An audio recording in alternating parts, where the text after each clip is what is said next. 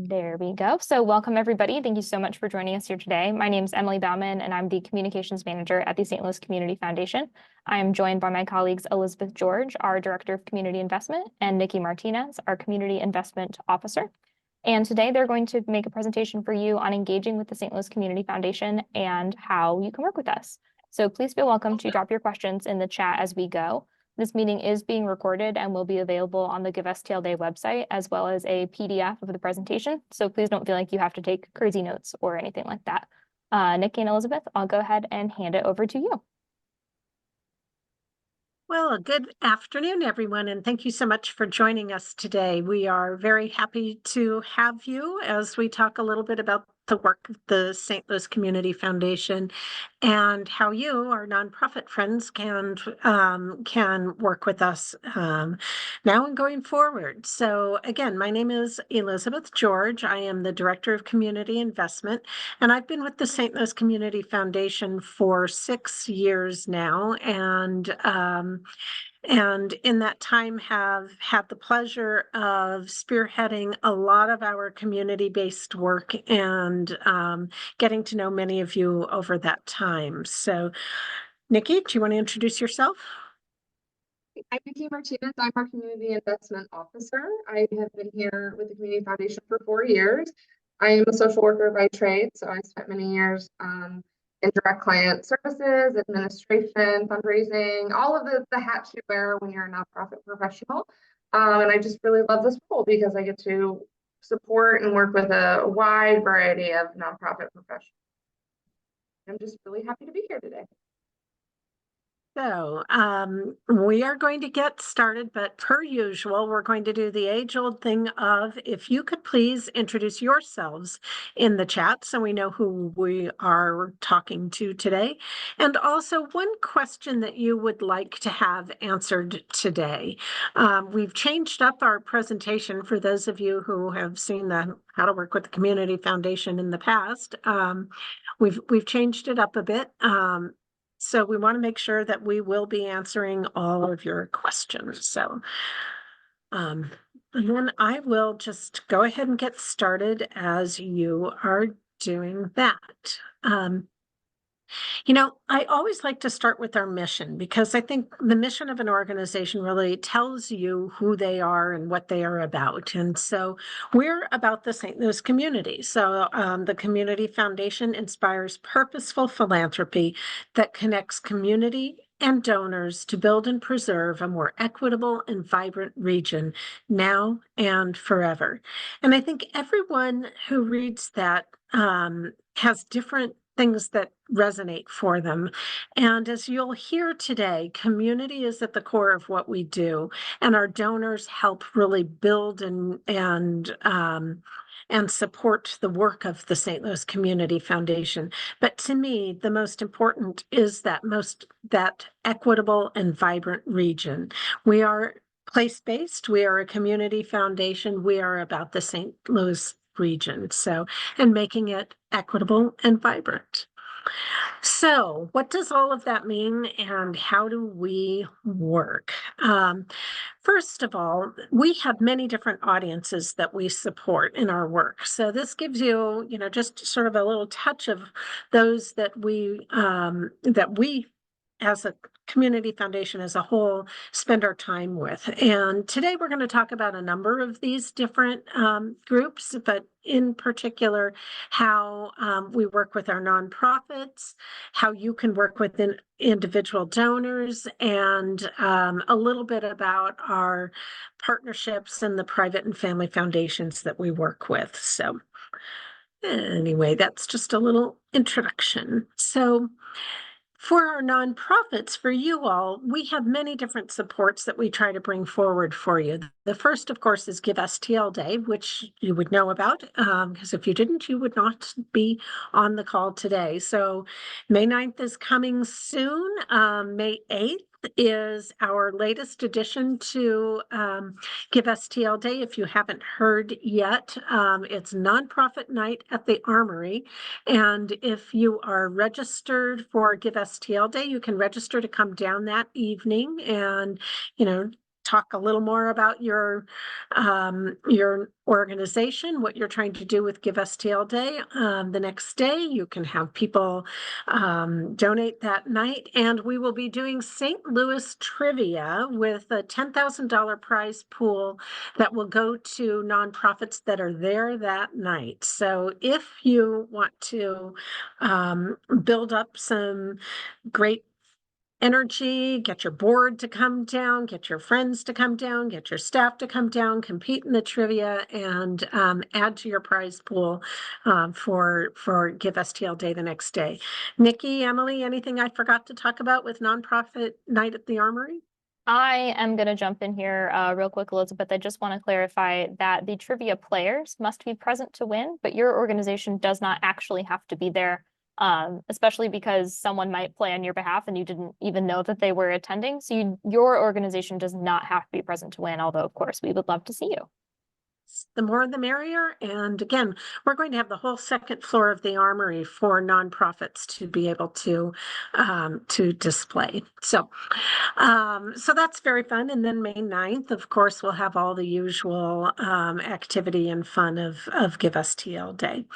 Another program or support that we offer for our nonprofits is Catch a Fire. And this is our third year of working with Catch a Fire, and the first year that we've been able to open it up for any nonprofit in the St. Louis region.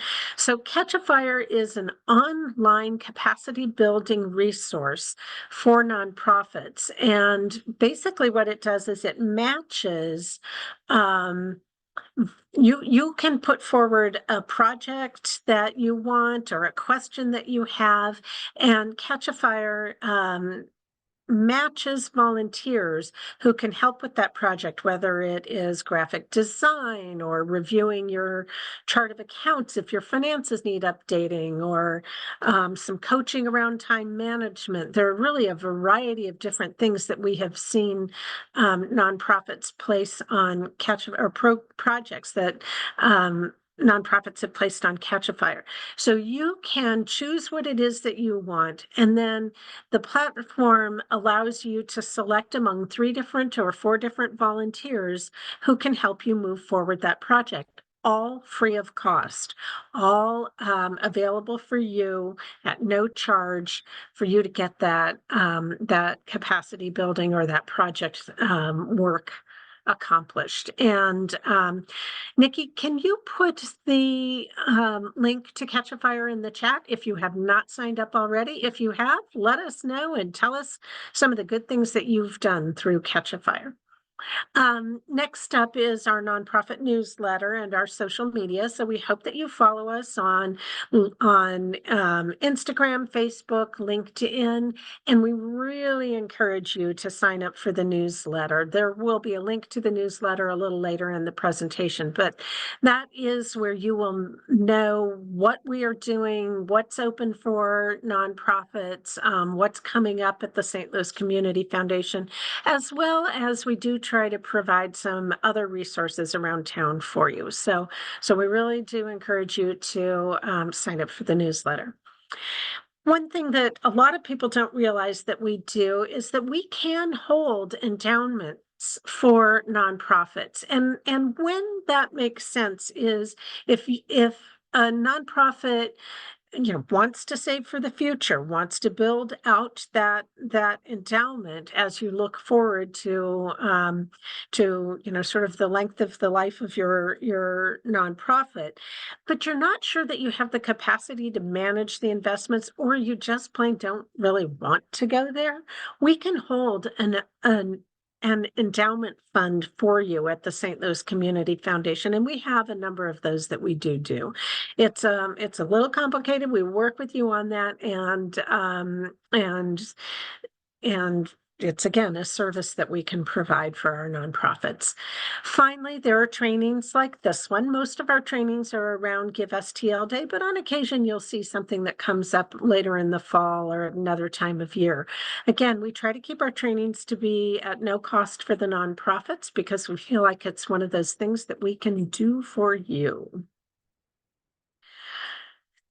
So that's how we support our nonprofits. And you oftentimes will hear that the St. Louis Community Foundation is made up of funds, or we have donor funds, or we have field of interest funds. And so what does all of that mean?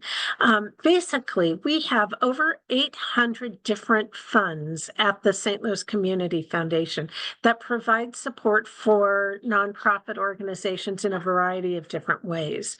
And these are the 5 primary kinds of funds that we have.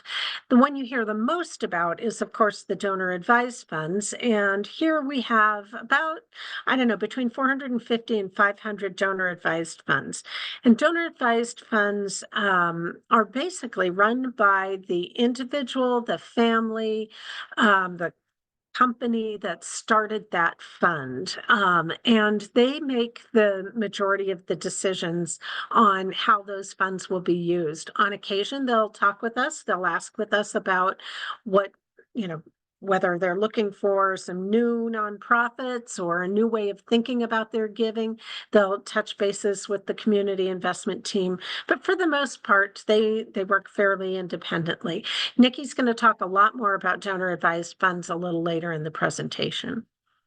Designated funds those oftentimes are legacy funds. So that's when someone sets up a fund and says, posthumously, they would like to support a couple of nonprofits, and they identify who those nonprofits are, and those become designated funds for that nonprofit.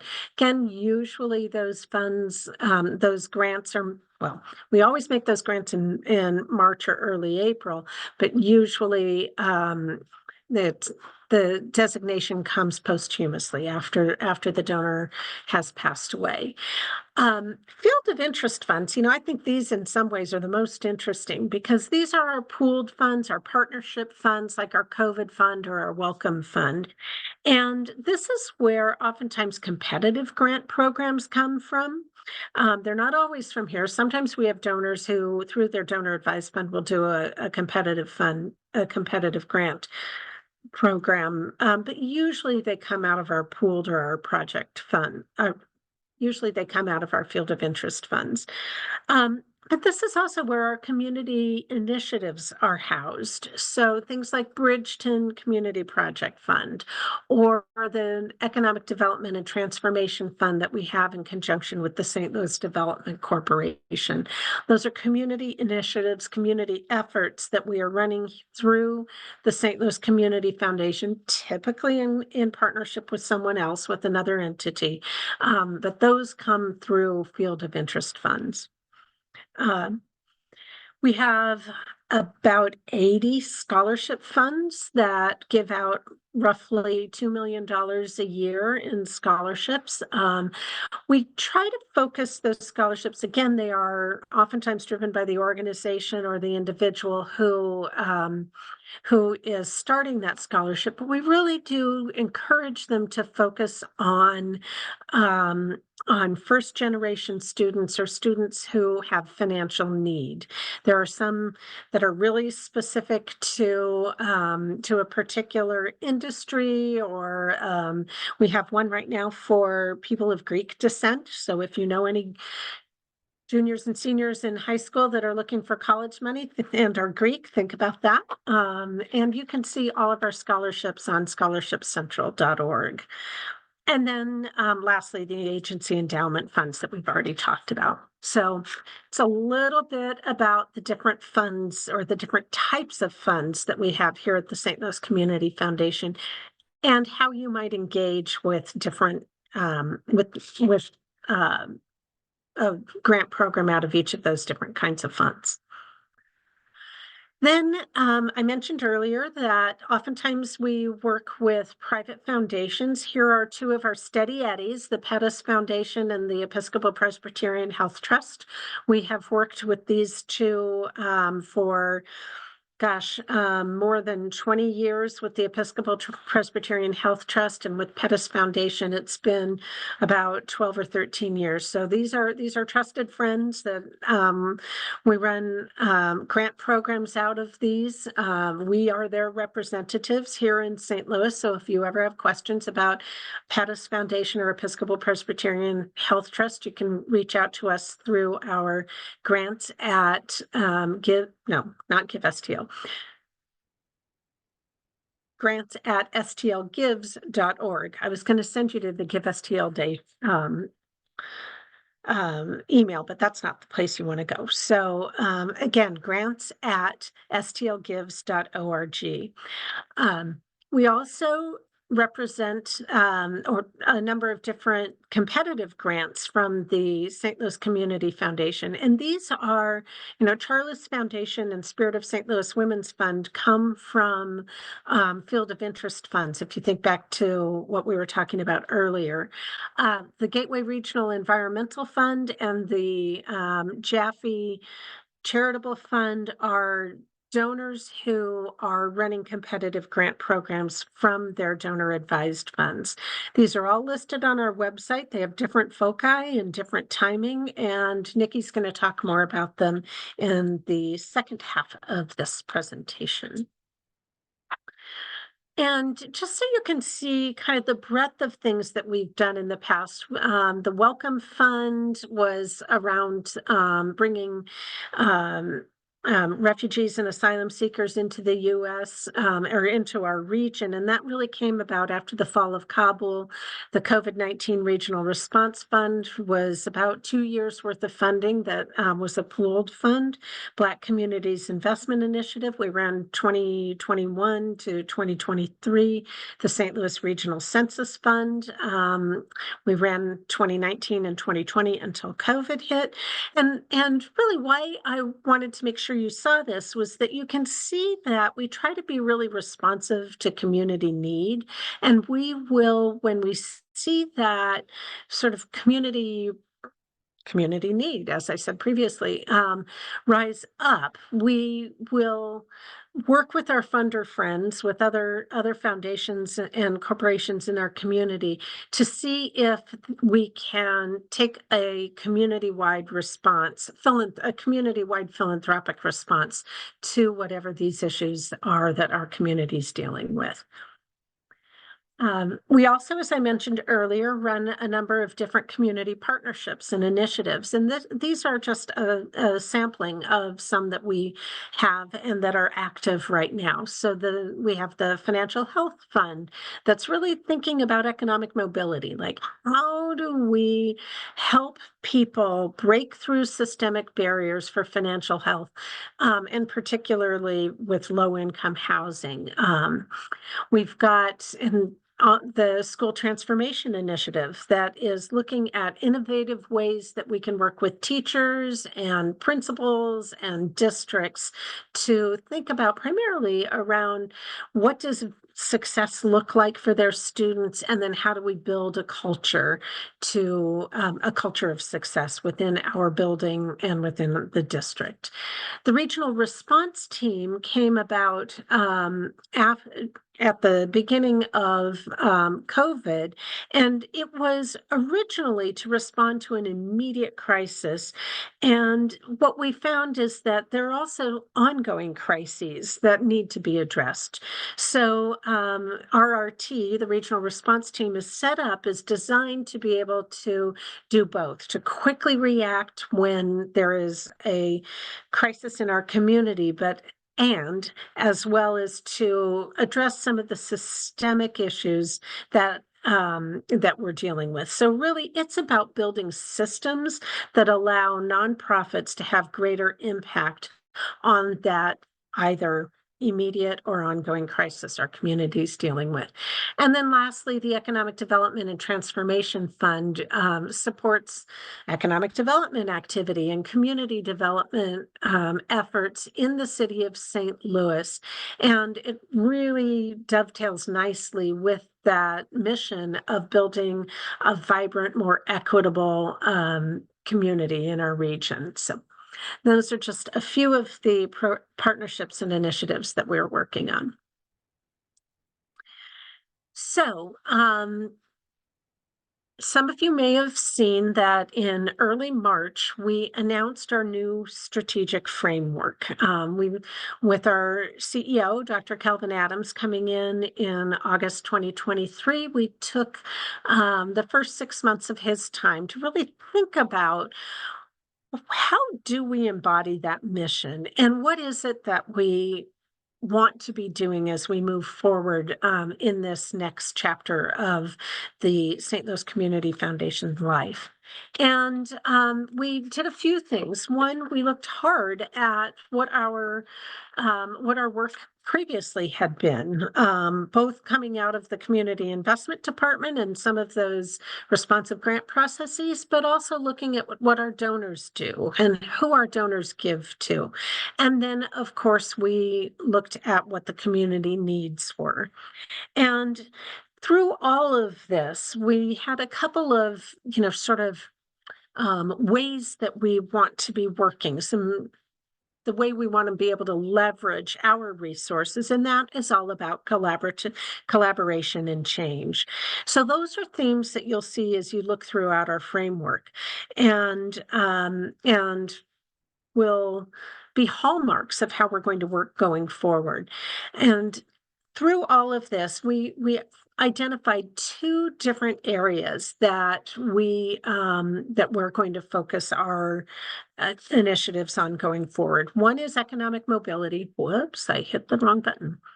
One is economic mobility, and the other is youth connection. So if you think back to those initiatives, you'll see those themes following through into our strategic framework. Couple of things to know. First of all, our donors will continue to give to the causes that they care about. We are not dictating to our donors what they have to do. We will be asking them to join us in working in our 2 areas, youth connections and economic mobility, but they will be able to continue to give to the causes that are important to them. And then also, as we are shifting into this new framework, we will be changing out the way some of our grant making from our field of interest funds will look. That's still under development, and we really encourage you to sign up for the newsletter or keep looking at our website, touch bases with our website every, 6-8 weeks or so to find out where we are in that process. Okay, Nikki, why don't we stop there and see if there are any burning questions, and then we'll turn it over to any questions that you won't be answering as we go forward, and then I'll turn it over to you. I think most of the questions we're going to be answering as we go forward. It's mostly about. Okay, well then I am going to turn it over to Nikki. Thank you, Elizabeth. I will chat a little bit about how you can engage with us and with our donors a little bit more. I think that that's always kind of the main question that people have in terms of working with us. Next slide, please. So there are really 2 ways that we do grants here at the Community Foundation. We do both direct grants and competitive grants. Direct grants really come usually directly from a donor's charitable fund, whether that be structured as a donor advised fund or in some other way. The gift is made directly from the fund. And in many cases, our staff is not really involved with the development of that gift. In some cases, we might be involved in a conversation or have been aware of something happening. But for the most part, a lot of our donors are, we like to call them DIY. They really understand how they want to do their giving, and they move forward with that. So a direct gift really wouldn't include any sort of application or any sort of information that you would need to submit beyond just being a qualified 501c3. Our competitive grants are very traditional competitive responsive grants. We have applications that are associated with them. And these are the donors that really want to get a little deeper with their grant making and a little more knowledgeable about the organizations that they are investing in. And we like to say that once you get into sort of that competitive grant making space, it is a real investment. It goes beyond having a gift or making a gift. It really is about making an investment and seeing some sort of growth or outcome from that organization. So in some cases, these grants might have reporting requirements associated with them. They might have, whether that be an actual formal written report, or in some cases, we might just have a conversation or ask for an annual report, but there would also be an application involved. And it is important to note that each one of our donors is very different and very unique in the way that they do their giving. So each one of those competitive grants would be very different as well. The priorities, what they give to would be very different. The application would be very different. The way that the donors might look at the applications or make their decisions might be very different. Certainly the timeline and the grant cycle would also would vary depending upon that donor as well. And this is a time I really like to say, next slide, please. This is one of our favorite memes that we made up about competitive versus direct grant making. So, Where'd it go? Not there? Oh, try again. Nope, didn't. Seems to be gone. Oh, you know what? It's later. So, direct grant making really is checking that box, making sure that the organization that is being recommended is a qualified 501c3, and that our donor is aware of where that money is going and whether they have any special intent or they want us to provide any special messaging. It's very much like checking some boxes and making sure that that gift goes to the right place. The competitive grant process can be lengthy. And I will say that one of the things that we work with very closely with our donors is making sure that that grant application makes sense for that grant, right? We have donors that do $5,000 grants, and we would never ask somebody to complete the full Missouri Common Grant application to do a $5,000 grant. It's too much work. It doesn't make sense. It is giving the donor way more than they need to make that decision. But if our donor might be doing a very sizable grant in the tens or hundreds of thousands, we might have a lengthier grant application process. And we would talk to our donors about that and make sure that they are asking for what they need to make that decision and not asking for things that are free. That's really important part of it. Next slide. So we thought we'd do a little FAQ about the questions that we were generally asked about. So a lot of people have questions about who are our donors, right? And I will say our donors are everyone. Our donors can be individuals, they can be families, they can be local businesses, they can be groups of friends or affinity groups get together. Anybody that you can think that wants to be charitably minded and philanthropic in the community, they can become our donor. It really is a matter of opening a fund and having some sort of intention with that fund and really working with us to invest in the community. So of our donors, about 450 have donor advised funds of those 800 funds we manage. So we always say that we have the full spectrum, the full cast of characters. And I really like to say our donors really do represent a wide swath of the community and a much more diverse swath of the community than folks would assume. And I would say every single one of our donors is very unique and will approach their philanthropic work in a very different way. How do we talk to our donors? We get this question pretty much every day, how we can connect nonprofits to our donors. And this is something that we take very seriously, both for the nonprofit and for our donor. So first, for our donors, our role really is to provide information and guidance when those donors request them. So we do not solicit any donor on behalf of an inquiry or any specific nonprofit. And there's several reasons for that. One, we obviously do not want to inundate our donors with too much information. And there's 20,000 of you in the community and just a few of us. So we really are that filter for our donors. But it's also important that we be equitable for you. And I think that that's something that we don't really talk about enough, is that we would not elevate one nonprofit over another. In addition to protecting our donors, we want to protect the nonprofits. We want to make sure that when we are presenting your story, that when we are talking about you in the community, when we are elevating your work, that we are being equitable and we are not stepping on another nonprofit to highlight one over the other. And I think that that is a really important piece. And it's something that our team takes very seriously. I like to say Elizabeth and I are both social workers. We've written grants, we've reported on grants, we've worked in that nonprofit space, and we're very empathetic about where all of our partners are coming from. And we want to make sure that we're creating an environment that's fair and equitable for everyone.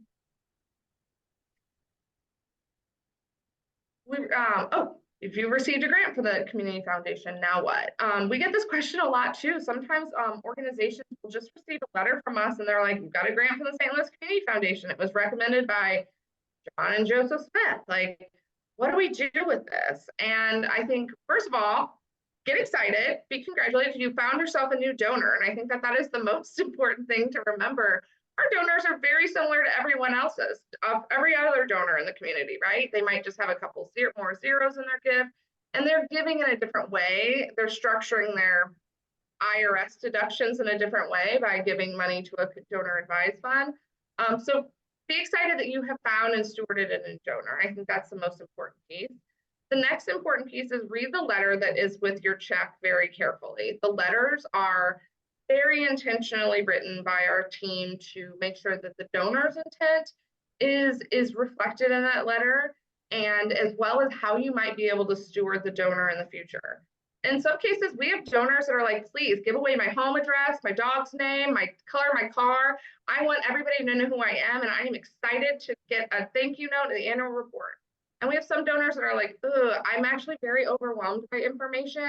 If you could take that in for me and sort of filter it for me, I would be very appreciative of that." And so that's all reflected in our letters that we send with our gifts. So it is really important to not only read that letter and understand where that gift is coming from, but retain it as well, because you will need it for auditing purposes down the road. One of the other things that we always really, really emphasize is, as you're building out your fund stewarding process and your database, whatever you may be using to do fundraising, it is important to record all the information from that letter as well, so that you know how to steward that donor down the road. And if you have turnover on your staff, or has a baby and is just not there to answer a question one day, that you have that information on hand and you know how to treat that donor. The other important piece is that our donors, another way that they're just a little bit different than the average donor, is that they have already received their IRS benefits by donating their money to a donor advised fund. So when you get those funds, there's no need for you to issue a tax letter to us.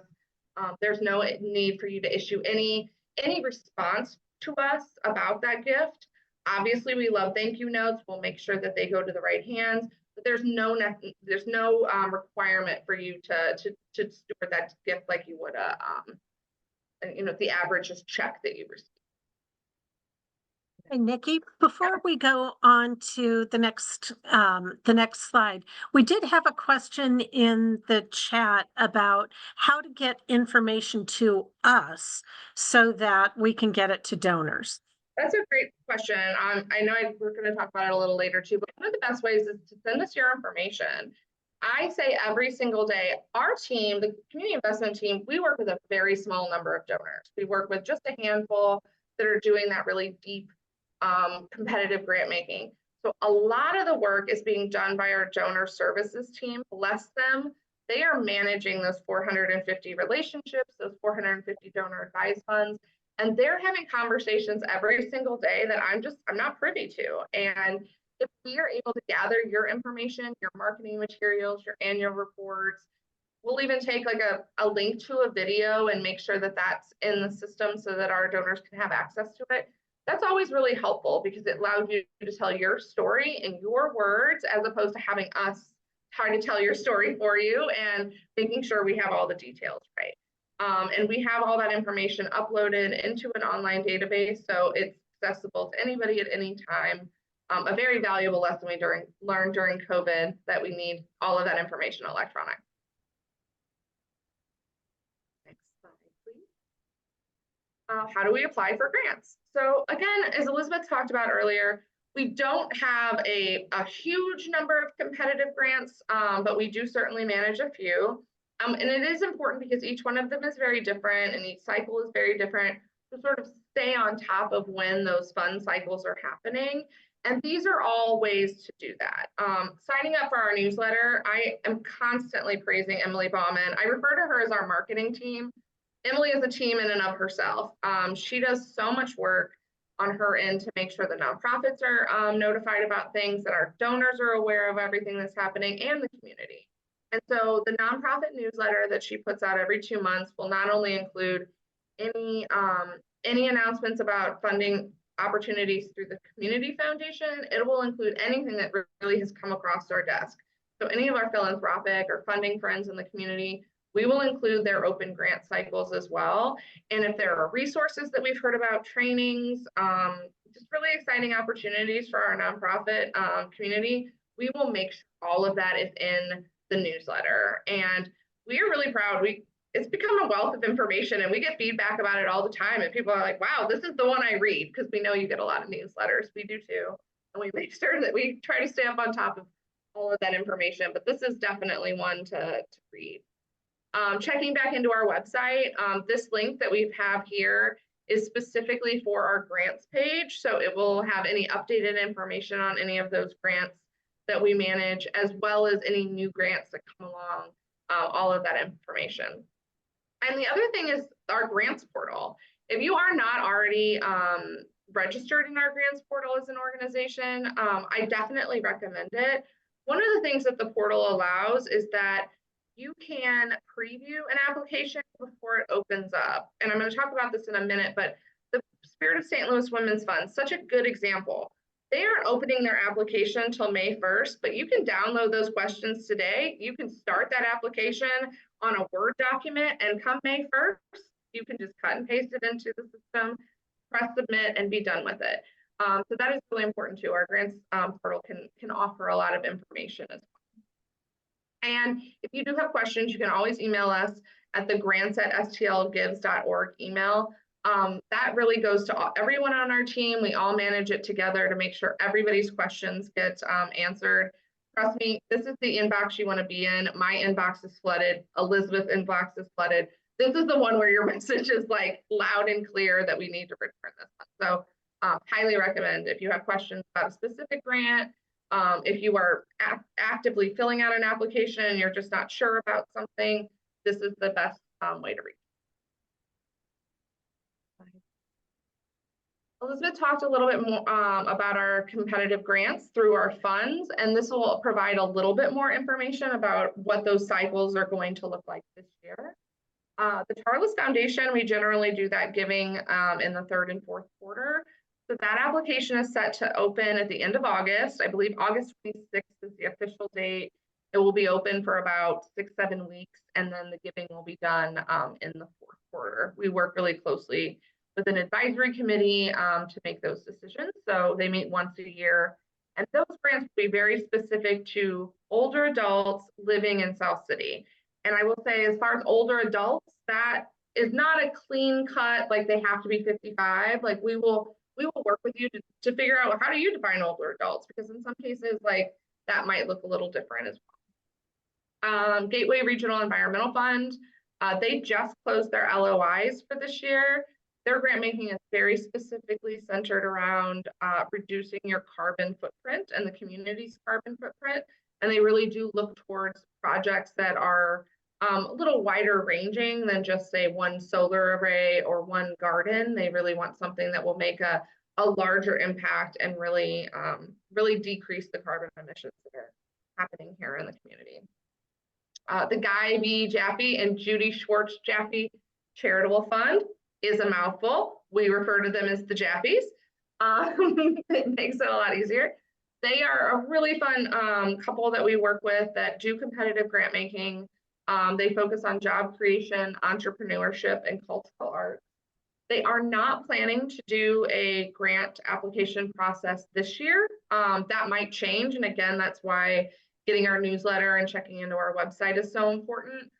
They are kind of shifting the way that they're giving this year, but I would certainly look for them to do more giving in the years to come. I think that they'll really start building out their philanthropic mission a little bit more over the coming years. And of course, last but not least, the Spirit of St. Louis Women's Fund. I think this is definitely the one we get the most questions about because they are our most unique fund that we manage in terms of competitive grant making. And that's because they are not one person, one family, one board. They are 200 plus philanthropically minded ladies. They're all members of this group, and each one of them gives into the giving circle each year at the same amount. Everyone gives $100 a month, or however they decide to, installments to make that gift. And then now every 2 years they get together and they make decisions about how to grant those gifts out to the community. And I really like this grant for a lot of reasons. One, it really gives smaller nonprofits an opportunity to apply for a grant. They have a little bit of a much wider range of priorities that they're willing to look at. It's also one of those that is fully open to the community, so anybody can apply. The other thing, and I'm very honest about this, I always am very honest about this, they are a very unlikely place to get funded. They receive about 200 LOIs a year, and they usually do about 10 grants. And that's not to say I don't think it's worth applying for. I think there's real benefits in applying for it. And those benefits are twofold. One, if you can fill out this application and you're just learning to do grant applications, this is the one. Like, you really can apply for general operating, really perfect those boilerplates and the things you say in all grant applications, and use this as that jumping off point to really learn about grant applications. The other thing that is really beneficial about this one is, even if you don't get funded, your grant will be read by philanthropically minded women that may never have seen the name of your organization otherwise. I know that the applications are read at random. I assign them. They're completely assigned at random. And every year someone different is reading your application. So more often than not, I hear from nonprofits that they've never been funded by SOS, but they've made friends through SOS. They have a new donor. Someone came to their gala. Someone has donated, in-kind donations, or has just become a supporter in some way. And I think there's real value in sort of building that network. And this is a really good place to start. Oh, and again, on the SOS application, you can go into our grants portal now if you want to look into applying. You can look at those application questions and start filling them out. You can't do that on the portal yet. You can't enter the actual grant application, but you can download a list of the questions and know what they're going to ask.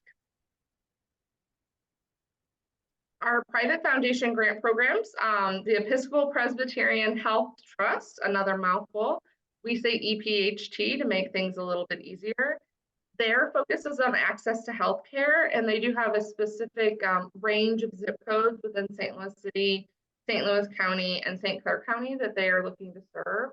It is a health conversion foundation, meaning that it was founded out of the closing of a hospital of St. Luke's that used to be on Delmar. And so those funds are meant to stay and support the individuals that hospital would have supported if it was still in the community. We do 2 cycles of giving each year with EPHT, and the second cycle will open July 15th, and those grants will be made in the 4th quarter. You can go to their website to get more information on the grant requirements, the application process, including the questions on the LOI, and any updates about the cycle as well. The Pettis Foundation, they're a smaller family foundation.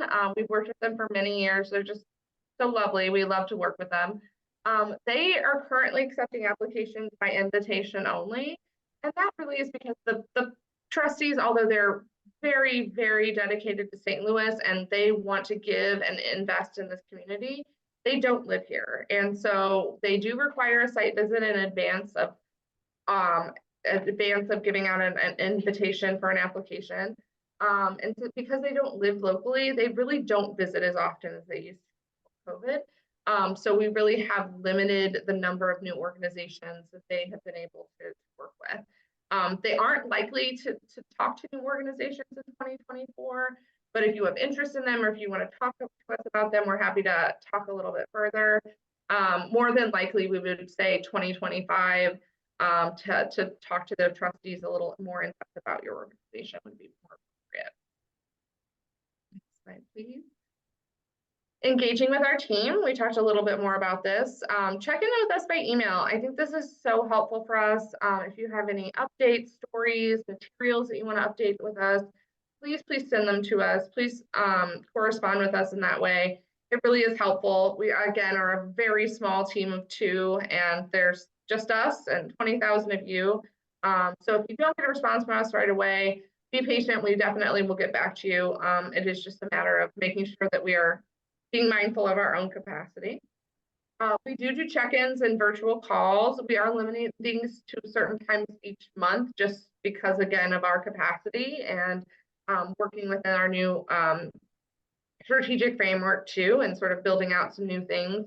We are trying to keep those meetings a little bit more to 2 days a month so that we can, again, build our own capacity. Signing up for our newsletter, I can't express this enough. It's so helpful to get our newsletter.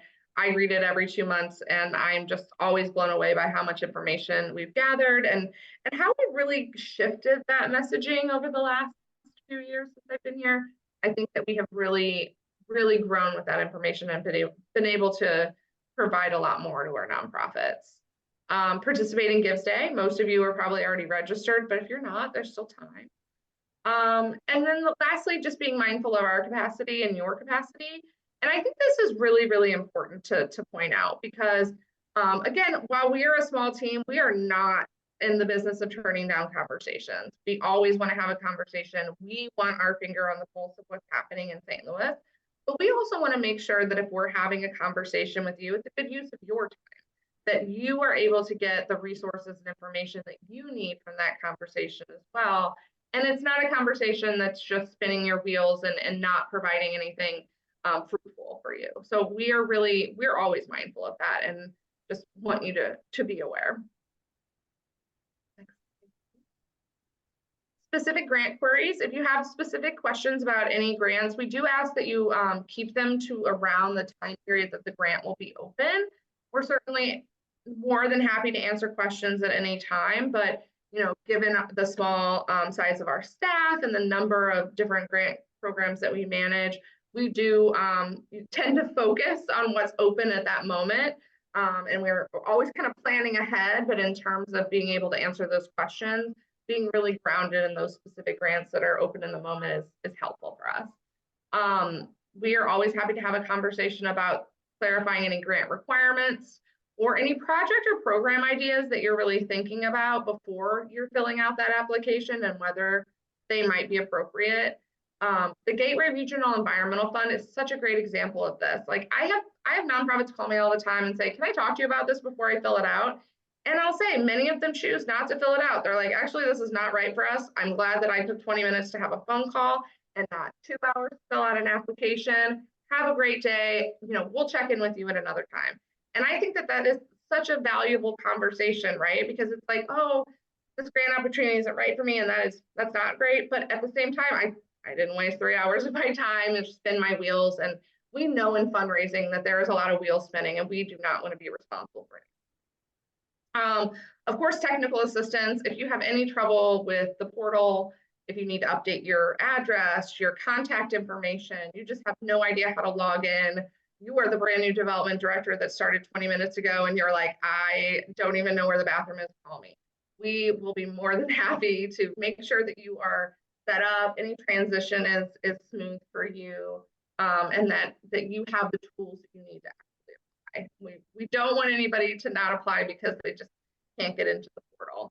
And I have gotten everybody successfully, knock on wood, across finish lines in the past, and I have confidence that will happen all ongoing in the future. And of course, reporting and updates. We really have shifted to a lot of more conversational type reporting, which we are really excited about. I think we get a lot from our written reports, but we get even more from those conversations. And so sometimes we'll have a combination of the two. Sometimes we'll have just a written report. Sometimes we'll just have a conversation. But those are all great ways for us to continue to keep in conversation with you and know how those programs and projects are coming to fruition. Next slide. Oh, and that's it. Any questions? Yeah, so we have one question in the chat that asks, do we have specifically assigned contacts that we should be sending information to? And in general, no. If you use the grants at stlgives.org email, then either Nikki or I will respond. If there is something about a program or a grant PETUS or EPHT or one of the grant programs that Nikki or I have been working on, then you're more than welcome to reach out to one or the other of us. But the grants at email is the one that will get you the fastest response typically. So what else? What other questions do you have? We left lots of time because of lots of changes here at the Community Foundation. And I will say this, I think that's a really kind of building on what Elizabeth was just answering.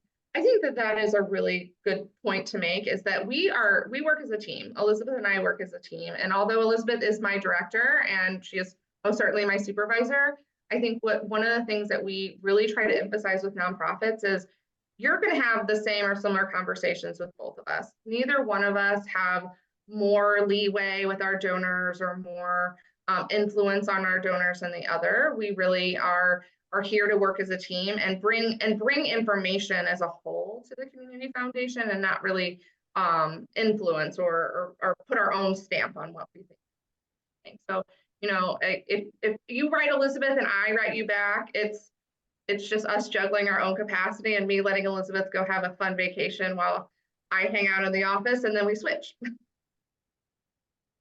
That would be coming up soon. Thank you, Nikki. But yes, don't ever think that one person's trying to avoid you or another. Really, we just want to make sure we don't let anybody fall through the cracks. That is our biggest fear, is that we don't get back to somebody.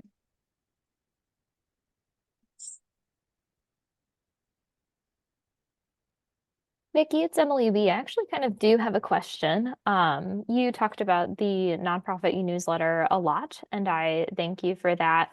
But I was curious. So I'm creating that newsletter, obviously, but a lot of the times I'm getting content from your team, and one of the things that you're always sending me is grant opportunities. So could you speak a little bit to how the community investment team works with other local and regional funders to share schedules and calendars and needs and application dates, and the collaboration that's going on there? Yeah, absolutely.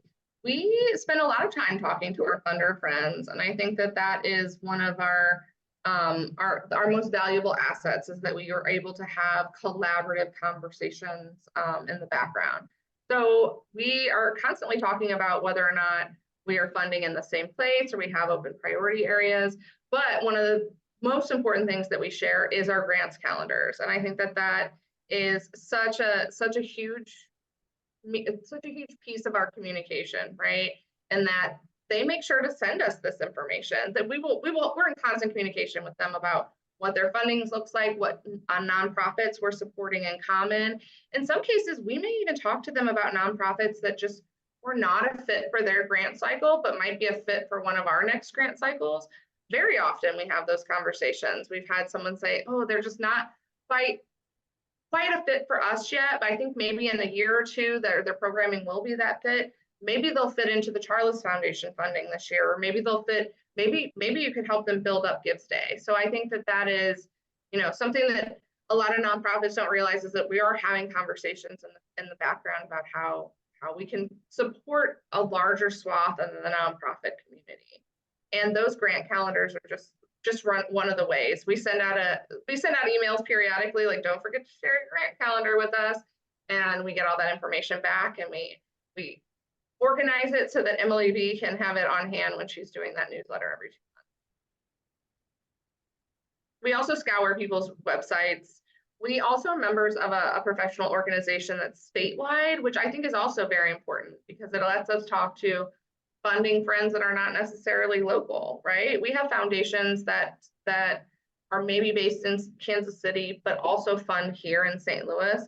So those convenings that Philanthropy in Missouri puts together are really important for us, because we are talking to folks that are like investing in our community, but are not necessarily in our face day to day, or out to lunch with us on a regular basis. So we really rely on all of those partners to bring us information.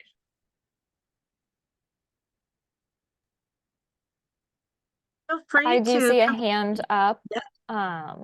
If you want to go ahead and go off mute and ask your question, you are more than welcome to. Most definitely. Hello. So I just had a couple of quick questions. The first one being, what is the time span for when a nonprofit puts in their application or registration for Give STL? What is the time span of that application and registration process to go from pending to approve? When should an individual hear back?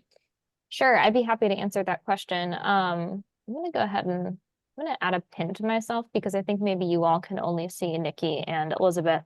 So your Give STL Day registration should be reviewed within 2 business days, but the Mighty Cause team actually does usually do those same day for us. If your registration has been caught in pending for a while, it's probably because you haven't completed your to-do list. You have to complete that to-do list before we'll be able to review your registration.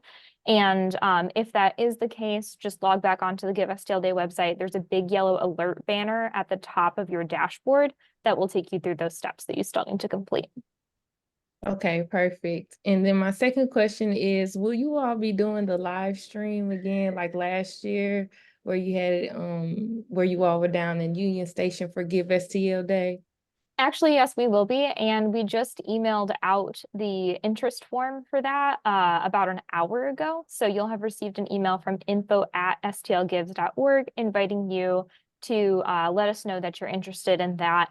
And we already know that we're going to get more responses than we can accommodate. We're actually already at that number. We've had a really great response this year, but we'll be figuring out who's going to be a part of that live stream schedule and sending out more details before the end of the month. So Right, good. Check your inbox for that.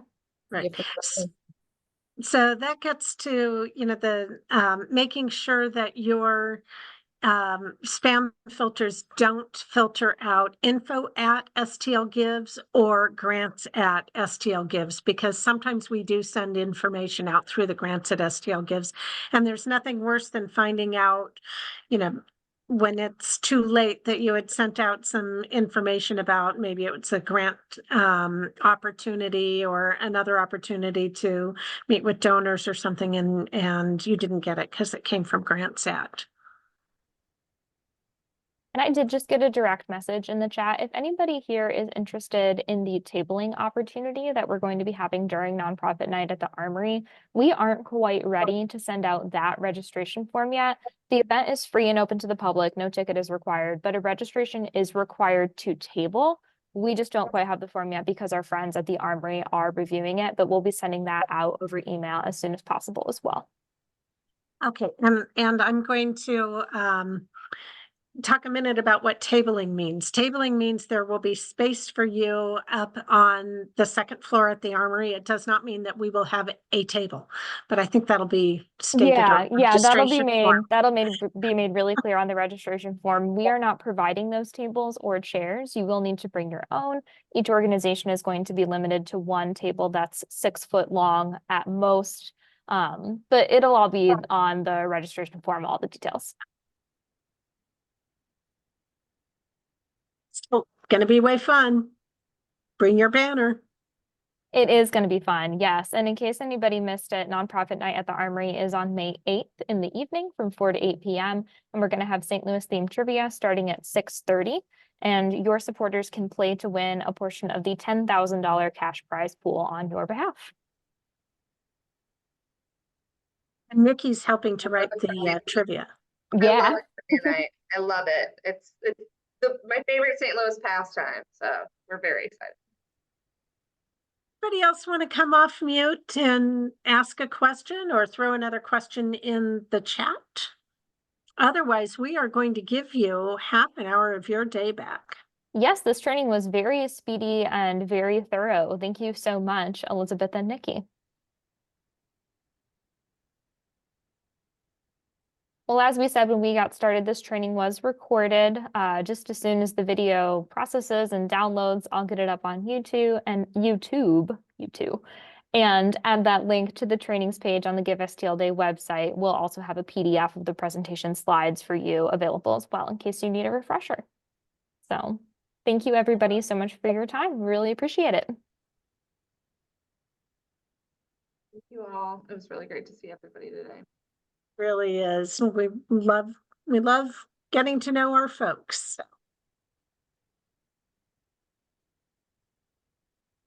And we also Hey, joke everyone. that this picture is about 6 years old, so we wonder if these kids Kids are, are probably in high school.